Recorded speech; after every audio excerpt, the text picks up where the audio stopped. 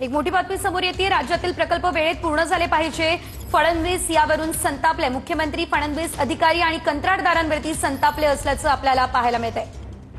5 वर्षांचा वेळ मागू नका, 2.5 वर्षांमध्ये प्रकल्प पूर्ण करा, असंही फडणवीसांनी म्हटलंय। सब लोग ये ध्यान में रखो, ये 5-5 साल का जो आप टाइमलाइन देते ना, ये अभी दुनिया में कहीं नहीं होता है। 2.5 साल में प्रोजेक्ट कंप्लीट होना चाहिए। सप्टेंबर 24 ला होणार होता। कोण आहे जे कॉन्ट्रॅक्टर्स कोण आहे सांगा, सगळे उभे करा चला।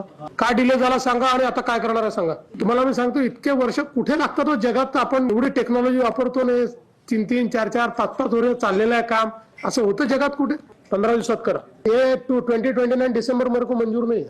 अरे कोडे इकडे असू द्या, मी दिली परमिशन, चला। खूप हळू चाललंय काम, व्हेरी स्लो, बहुत स्लो काम चल रहा है, ऐसा नहीं चलेगा। नहीं, आई एम नॉट हैप्पी विद दिस।